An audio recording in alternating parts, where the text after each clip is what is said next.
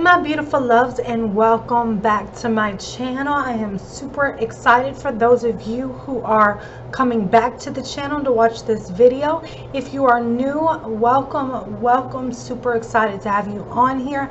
Today I am talking about how to love yourself, because I truly believe that loving yourself can change your life. It can help you change your mindset, change your belief system, change the things that you desire and the actions that you take on a daily basis. Basically, loving yourself can truly change your life. So before we get into the top 10 tips that I have for you on loving yourself, let's talk about actually what that means. Because see, I believe to each person, loving yourself is something different. So I want you to really sit down and have a conversation with yourself and think about what loving who you are means and what that could do for your life. For some people, loving themselves means actually taking time to do something that they love. Or, as we'll talk about later in this video, learning that you don't have to say yes all the time to things so that you have time to do what you want to do. Or maybe loving yourself means taking better care of your health. Walking, joining a gym, eating the right foods. So I want you to really think about what loving yourself means to you and what shift that could actually do in your life. What could that change for you? So today I hope this video truly helps you, because again, loving yourself is not something that you just get one day and you've got it and you have it forever. It takes time. It takes time to develop. It takes time with yourself. And it's just, if you watched my videos in the past, you know I talk a lot about confidence. And I say the same thing. Confidence is not something you can go and buy and be like, you know what, I got it. I'm always going to have it. But it's something that you renew daily through affirmations and through having self-talk that is positive on a daily basis. And constantly knowing your why and continuing to work towards your goals with your why in the front line. And so let's jump right in to the top 10 tips that I have on learning to love who you are. The first one is key. Stop thinking that loving yourself is selfish, because it's not. Loving yourself is not selfish. If you need it, I am giving you permission right now to squash that belief. And from this point forward, to know that you can love yourself and it is not a selfish thing to do. If you get on an airplane right now, when you listen to the little audio that they have recorded, or you listen to the flight attendant giving you instructions about the flight, within that they're going to tell you that if anything happens to that plane, the first thing that you need to do when the oxygen mask drop is to put it on yourself first. How can you go help someone else in the plane if you aren't okay yourself? And that's the same thing in life. If you're not working towards loving yourself and you think that it's selfish to do that, what's going to happen is you're going to burn out and you're not going to be able to help other people. Because you can't help others if you're not taken care of first. So that's number one. Number two comes right along behind that. Learn to say no. Oftentimes we get into this, oh yes, I want to do for other people, or I want to make my career better, or, in whatever situation it is in our life, we want to say, yes, yes, we can do that, yes. And yet, that's another way that can lead you to being burnout. Just like I talked about in my last video, getting stuck in a rut and trying to pull yourself out. Doing everything and not saying no to some things can get you into a rut and can make you feel like you're not doing anything. It's okay to say no. It's okay to not want to do something, or to say, you know what, no thank you, today I'm working on me. Today I'm doing something for me. Oh yeah, that's a great opportunity, but no thank you, because it is not doing something to propel me towards my goal or my dream or my vision, or it is not in any way, helping me to get where I want to go. That's okay. And I don't want you to apologize for that. You don't have to apologize, and you don't have to have an explanation for saying no to something that isn't helping you to progress in your life. There was a time, literally, when I first started as, an author, a speaker, was getting my first book, Tainted Elegance, out there. And believe me, I wanted to say yes to every single opportunity. Whether it was a, whether it was a blog talk show, whether it was a podcast, whether it was an online event, whether it was an in-person event, I wanted to say yes to everything. And all it left me feeling was burnout, frustrated, and it made me not even want to do what I love, which is empowering and inspiring women, anymore. I was just done with it. So I want you to really start thinking about things before you just say, yes, I can do it. And then either one or two things are going to happen if you say yes without wanting to do it. Is number one, you're either going to be frustrated and burn out afterwards, or number two, you're not going to go through with it, and then you're going to truly either get a bad reputation, make somebody mad, whatever. Say no. I give you permission to say no to the things you don't want to do or that don't help you in your life. Number 3, I want you to learn to appreciate yourself. Appreciate who you are. I started the I Am Simply Beautiful movement in 2015. And if you follow me, you know that. You know that it is a movement to empower women to love who they are regardless of any factor. And I did that because I believe oftentimes when you have a lack of self-love, you tend to focus on the negative things. You tend to focus on the flaws and the scars and what you don't like about yourself. But in using the I Am Simply Beautiful hashtag, myself included, amongst other women, I wanted to basically train our subconscious mind to believe I am simply beautiful. Regardless of those flaws and scars, I am beautiful.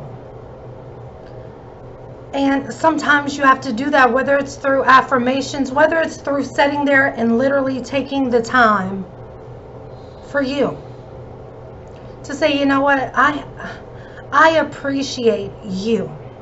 I am grateful for you. Because so many times we want to focus on what we don't like instead of truly being grateful for what we do like. And oftentimes, I truly believe that our scars and our flaws and all of those things that we kind of dislike about ourselves is what makes us unique. It's what makes us human. It's what makes us who we are as a person. And oftentimes those things are what draw the right people to us. They are what truly helps us in life be the person that we are. So many people want to be what they're not. They want to be somebody else, especially in this day and age of social media. But I challenge you today to appreciate who you are. Appreciate the gifts that God is giving you. Appreciate the talents that you have. Appreciate your journey. You know, so many times we get caught up in the day-to-day life of everything that's going on, and there's just so much, you know, constantly there's so much going on. The ups and downs of life, that we forget just to cherish every moment and to appreciate every moment. And I truly believe that when you are grateful and you stop and are thankful for yourself or for things in your life, that you're welcoming an abundance more of other things, an abundance of positivity to come into your life. So number 3 is to appreciate yourself.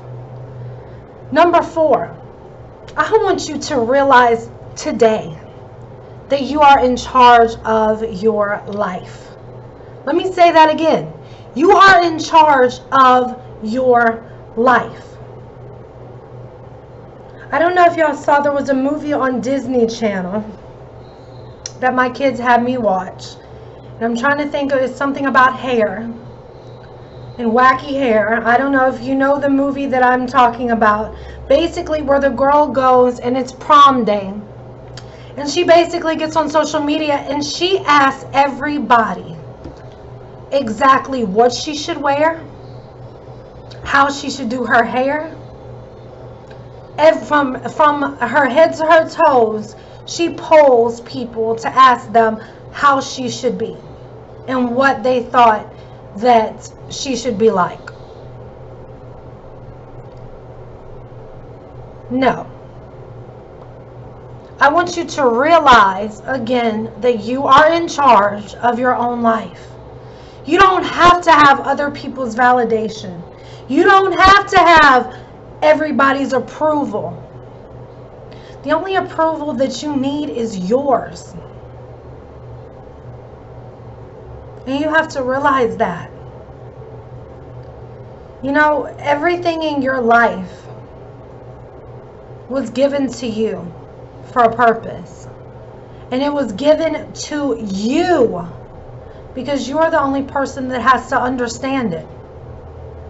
And I say this in a lot of my videos because I want to reiterate the fact that you don't have to seek approval and acceptance from somebody else to live your life. What matters is, do you feel good about yourself? Do you truly appreciate who you are and the things that you're doing every day? Because at the end of the day, that is what matters. The next one is, I want you to have fun with yourself. Again, we all of this links into one another. We get on this hectic day-to-day schedule of our lives with problems and challenges and all these things going on. And we forget that we're human too. So I want you to take the time to do something that you love. Just like in that conversation I said to have with yourself about, you know, what self-love means to you. I also want you to truly think about, what do you enjoy? Maybe there's something you've said that you truly want to do and you haven't done it. Then it's time for you to do it. Because when you become your own best friend, then you're able to truly stand alone. If you listen to my Desert Rose poem that is here on YouTube, and I think it's at the beginning of my channel, it talks about, you know, in this day and age, sometimes you have to stand alone. And if you're not comfortable with who you are, then guess what? You're unable to stand alone when that time comes for you. So I want you to learn to have fun with you. Do things that you love, because life is too short to go around doing things that you hate, can't stand yourself, around people that you can't stand. It's time for you to literally take back your life. And like I said in number 4, again, you're in charge of your life. So you choose how you live it. Okay, number 6, and this is a big one too, is I want you to forgive yourself. All the crap that you've done that might not have been good, you made some bad decisions, things didn't go your way, you know, whatever it is. Maybe it's your scars and your flaws, or decisions that you've made that led to those scars and flaws that you have, either physically or mentally and emotionally. I want you to forgive yourself. You know, you are only human. And for you to hold on to something that is truly tearing you up inside, that is destroying you, is preventing you from actually living your life today. So number 6 is to forgive yourself. Number 7 is something I truly, absolutely adore and love, and that is start a journal. You know, sometimes there's things that you feel like you can't talk to anyone about. But when you journal, or maybe you write poetry, that truly helps you to get that out there, to feel that feeling of relief, or like that weight has truly been dropped off of you. And then a side note to that, not only in that journal can you talk about your feelings and your dreams, and you can talk about basically anything. You can even write love notes to yourself. But also, you can start writing a gratitude journal, which is just like what I talked about in appreciating yourself. Start writing amazing things that happen to you. Start writing about things that you are good at, or milestones that happen. Because again, when you are grateful for what you have now, you welcome an abundance of positive things to come into your life. And another way to do that is, I think it was last year, and since we moved, I have not done it, but I had a jar, and I called it the gratitude jar. And you literally write down what you're grateful for and put it in the jar. And I believe that the more you're building up gratitude, the more you're saying, hey, universe, give me something amazing. Bring it back to me full. And then you can take that gratitude jar and end up at the end of the year opening up all the different things that you were grateful for and reading them aloud. And what that does is, so many times in you know, the time we're in now, we focus on the negative. But what that does is that brings us back to positivity. For all the things that happened bad, we're now crossing them out, and we're saying, dang, look at all this amazing stuff that happened that was positive. And so that's just another fun idea that you can end up using to literally have daily gratitude in what's going on in your life. So journal, and you can also do a gratitude jar. Number 8. I want you to sit down and I want you to make a list of all of your accomplishments. You can do it in your journal, Or you can just grab a sheet of paper and you can start writing. But I want you to list out all of your accomplishments. Because, see, when we go through life and we're constantly focused on what's not going our way, we forget to celebrate the milestones of what actually did go our way. When you feel like you're less than good enough, I want you to write down all of the things that you have accomplished. What are all of the things that you've made it through? What are all of the things that even though the odds were totally up and against you, you still pushed through and you made it? I want you to write that down. And then I want you to celebrate it. And I want you to read each of those aloud. I want you to give yourself that moment to say, you know what, I did this. I made this happen. Number 9. I want you to really and truly learn to take care of yourself. And again, that means so many different things for different people.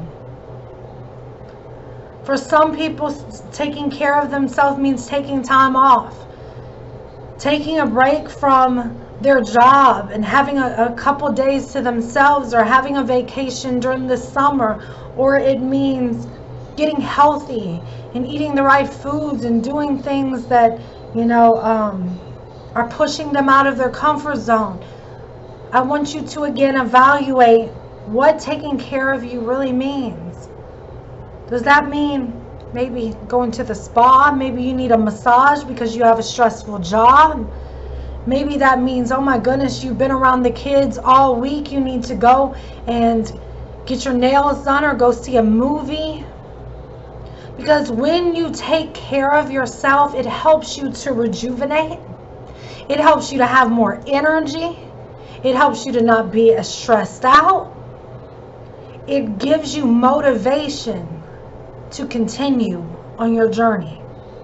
It also helps you to have a more positive attitude, and it helps you to continue to grow your self-love.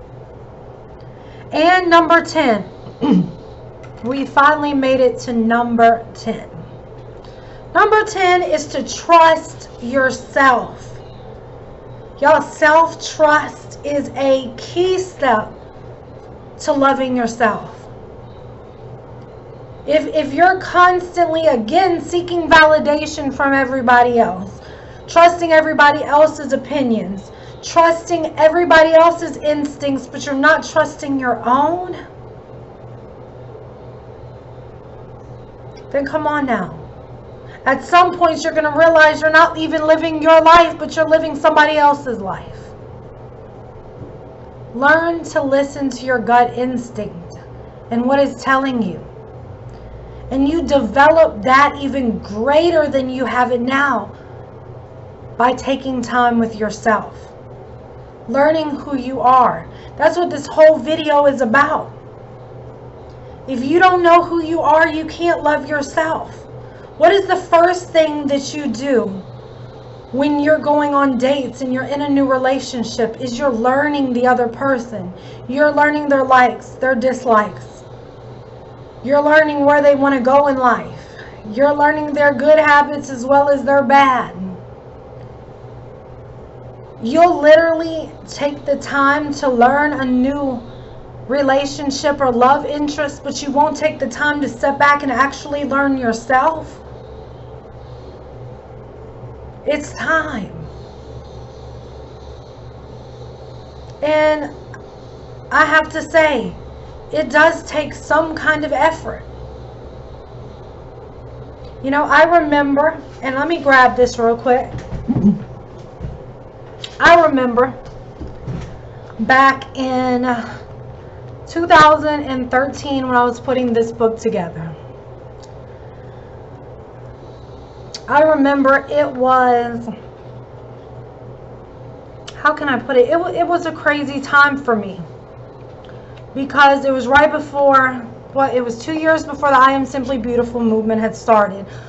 But I ended up doing Tainted Elegance Simply Beautiful, the book, before the movement even was thought about.